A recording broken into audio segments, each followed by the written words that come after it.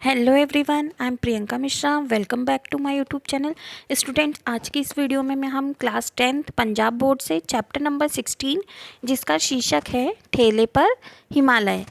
इस चैप्टर के लेखक हैं डॉक्टर धर्मवीर भारती, जिन्होंने ये इस पाठ को आपको निबंध के रूप में बताया है।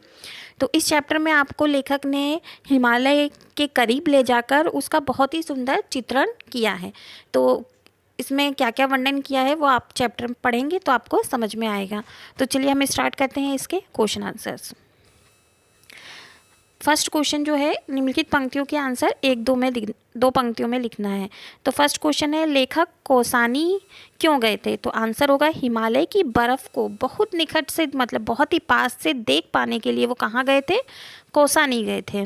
नेक्स्ट क्वेश्चन देखते हैं, बस पर सवार लेखक ने साथ साथ बहने वाली किस नदी का जिक्र किया है? तो आंसर देखते हैं, बस पर सवार जो है लेखक ने साथ साथ बहने वाली कौन सी नदी का जिक्र किया था? कोसी नदी का जिक्र किया था। कौसानी कहाँ बसा हुआ है? तो कौसानी कहाँ बसा हुआ है? आंसर देखते हैं, सोमेश्वर की घाटी के उत्तर में जो ऊंची पर्वतमाला है उस पर बिल्कुल शिखर पर, मतलब सबसे ऊंचाई पर क्या बसा है? कौसानी बसा है।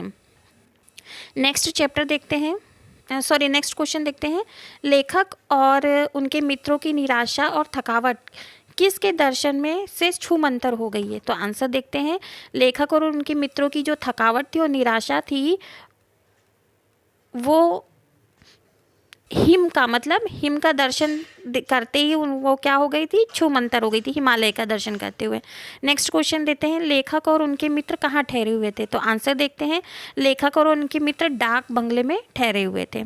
नेक्स्ट क्वेश्चन देखते हैं, दूसरे दिन घाटी से उतरकर लेखक और उनके मित्र कहाँ पहुँचे थे? तो आंसर देखते हैं, दूसरे दिन घाटी से उतरकर लेखक और उनके मित्र बैजनाथ पहुँचे थे, जहाँ गोमती नदी बहती है। नेक्स्ट क्वेश्चन देखते हैं, बैजनाथ में कौन सी नदी बहती है? तो आंसर अभी ऊपर बता ही दिया था, बैजनाथ में गोमती नदी बहती है। नेक्स्ट क्वेश्चन हमें 3-4 पंक्तियों में देने हैं। तो क्वेश्चन फर्स्ट है कि लेखक को ऐसा क्यों लगा जैसे वे ठगे गए हैं? तो आंसर देख लेते हैं, कौसानी के अड्डे पर जाकर जब बस रुकी तो छोटा सा बिल्कुल उजड़ा सा गांव, बर्फ़ का कहीं नामो निशान भी नहीं था। तो ये सब देखकर लेखक को क्या लगा कि जैसे वो ठगे से गए हैं। नेक्स्ट क्वेश्चन देखते हैं, सबसे पहले बर्फ़ दिखाई देने का वर्णन लेखक ने कैसे किया था? तो इसका आंसर देखते हैं, लेखक को सबसे पहले बर्फ़ बादलों के टुकड़ों जैसी लगी थी, जिसका अजब सा रंग था, न सफ़ेद था, न रुपहला और ना ही हल्का नीला था, पर तीनों का ही आभास देता हुआ उनको रंग दिखाई दे रहा था। फिर अचानक जो है लेखक के मन में विचार आया कि हिमालय की बर्फ़ को ही बादलों ने ढाप रखा है, मतलब ढक रखा है। उसे ऐसा लगा कि कोई छोटा सा बाल स्वभाव वाला शिखर बादलों की खिड़की से झांक रहा होगा। नेक्स्ट क्वेश्चन देखते हैं, खान सामे ने सबको खुशकिस्मत क्यों कहा? तो आंसर देख लेते हैं, क्योंकि उनके आते ही बर्फ़ दिखाई देने लगी थी। उनसे पहले 14 टूरिस्ट वहां आए थे। वे हफ्ते भर बर्फ़ का इंतज़ार करते रहे, लेकिन जो है उन्हें बर्फ़ नहीं दिखी थी। इसलिए खान सामे ने सब मित्रों को क्या कहा था? खुशकिस्मत कहा था। नेक्स्ट क्वेश्चन देखते हैं, सूरज के डूबने पर सब गुमसुम क्यों हो गए थे? तो आंसर देखते हैं, सूरज के डूबने पर सब गुमसुम इसलिए हो गए थे क्योंकि हिम दर्शन की आशा में वे काफ़ी समय से टकटकी लगाकर देख रहे थे, मतलब काफ़ी समय से हिम का इंतज़ार कर रहे थे। उनकी ये इच्छा क्या हो गई थी? मिट्टी में मिल गई थी। धूप निकलने से बर्फ़ तो आएगी नहीं। नेक्स्ट क्वेश्चन देखते हैं, लेखक ने बैजनाथ पहुंचकर हिमालय से किस रूप में भेंट की थी? तो आंसर देख लेते हैं, लेखक ने बैजनाथ पहुंचकर देखा कि वहां पर गोमती नदी बह रही थी। तो गोमती की उज्जवल जल राशि में, मतलब सफ़ेद जो जल उसमें बह रहा था, हिमालय की बर्फीली जो चोटियां थी उसकी छाया दिख रही थी। तो लेखक ने इस जल में तैरते हुए हिमालय से जी भरकर भेंट की थी। नेक्स्ट देखते हैं, निम्नलिखित प्रश्नों के उत्तर 6-7 पंक्तियों में देना है। तो क्वेश्चन फर्स्ट है, कोसी से कौसानी तक लेखक को किन किन दृश्यों ने आकर्षित किया था? तो देखते हैं इसमें, तो सुडौल पत्थरों पर कलकल करती हुई कोसी किनारे के छोटे छोटे सुंदर गांव और हरे मखमली खेत। सेकंड क्या है? सोमेश्वर की सुंदर सी घाटी। और थर्ड क्या है? छोटे छोटे पहाड़ी डाक खाने, चाय की दुकानें, कभी कभी कोसी या उससे गिरने वाली नदी नालों में बहता हुआ पुल। फोर्थ है सोमेश्वर घाटी के उत्तर में ऊंची पर्वतमाला जिसके शिखर पर बसा कौसानी।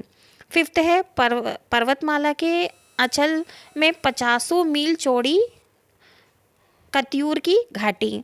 नेक्स्ट है हरे मखमली कालीनों जैसे खेत, सुंदर गेरू की शिलाएं काटकर बने हुए लाल लाल रास्ते जिनके किनारे सफ़ेद सफ़ेद पत्थरों की कतार और इधर उधर से आकर आपस में उलझ जाने वाली बैलों की लड़ियों सी नदियाँ।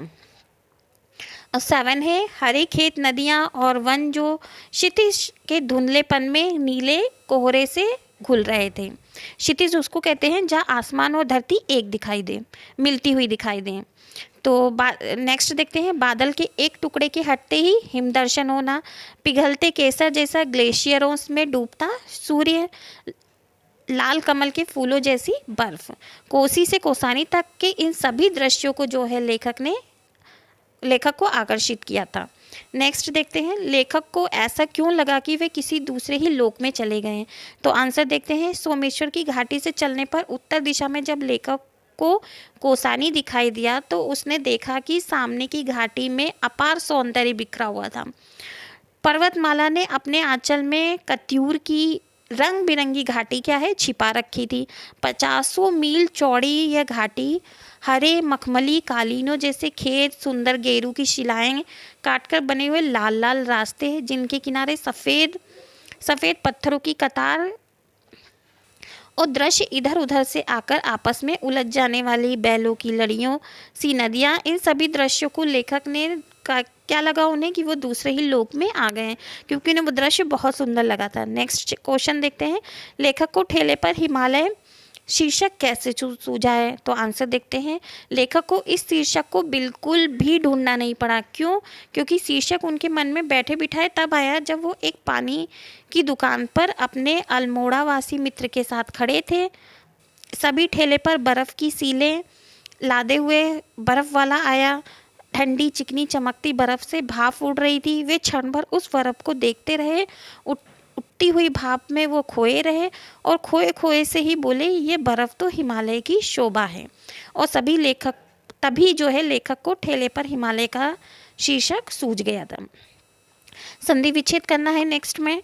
तो हिम धन आलय हिमालय, सोम प्लस ईश्वर सोमेश्वर, हर्ष अतिरेक हर्षातिरेक, वी प्लस आकुल व्याकुल। वाक्यांशों के एक शब्द लिखना है नेक्स्ट में। अच्छी किस्मत वाला जो क्या होगा खुशकिस्मत होगा। चारों रास्तों का समूह को क्या कहेंगे चौरास्ता। अपने में लीन मतलब आत्मलीन, जहाँ कोई ना रहता हो उसको निर्जन कहेंगे। जिसका कोई पार ना हो अपार, जिसमें कोई कलंक ना हो वो निष्कलंक। दो पर्यायवाची शब्द लिखने नेक्स्ट में। पहाड़ का पर्वतगिरी, मुंह का मुख आनंद, सूरज का दिनकर भास्कर, नदी का सरिता तटिनी, धरती का भूमि भू, बादल का मेघ घन, कमल का जलज सरोज और हाथ का हस्तकर। ये जो चैप्टर है आपका अब यहाँ पर दी एंड होता है।